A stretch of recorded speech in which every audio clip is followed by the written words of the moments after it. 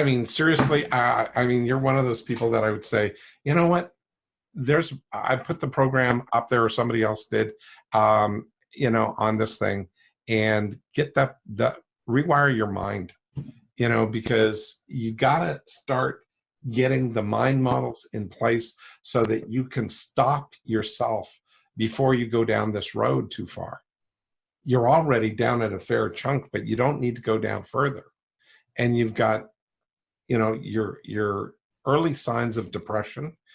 You're not chronically depressed, but you're clinically depressed.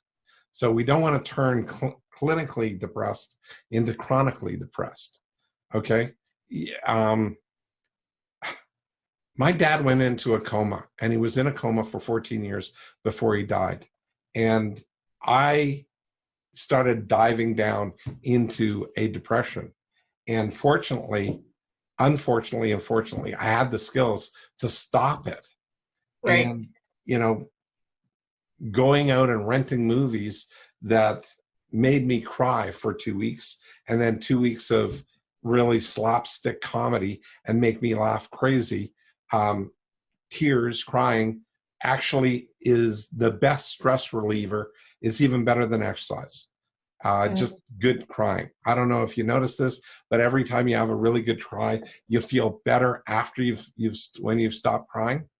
That weird thing is tears actually do get rid of, you secrete stressor hormones and chemicals through your tears better than anything else. And that's how come you generally feel better after a cry. And, so crying is very therapeutic. And so is laughter, and going out and laughing. And so go out, have a good time, make yourself have a good time. That's what I had to do. And it's not fun. It's funny in retrospect, but it's not fun when you're going out and trying to make yourself have a good time. Yeah. Okay. It's work, and it's work for the first, week or month or so, but you're going to have to do that. So, you're going to have to transition yourself and get yourself to that next level. And then see, where can I go in my life that I can make an impact on people, probably travel. And I don't know, have you heard of NES and EMP? You've got to have. Sorry? No excuses. No excuses. No. Yeah. Okay. I was speaking at that conference a couple weeks ago in Las Vegas.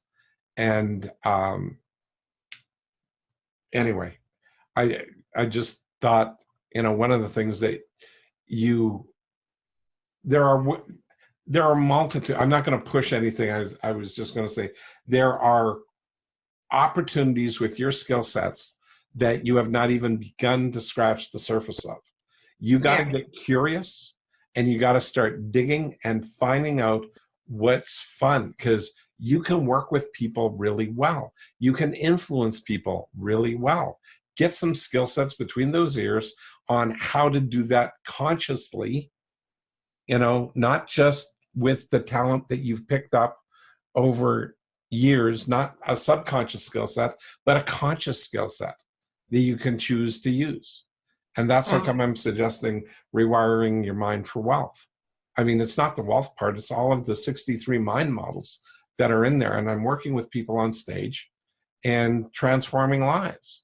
And people have been transformed by that. And you might be too. I mean, it's really, I don't have time to break down all the things, because your stuck states are in and out of why this is happening to you at a subconscious, you're unconsciously asking why internally. Why me? Why this? Why not? Why don't I have a relationship? Why don't I have a good job? Why don't I?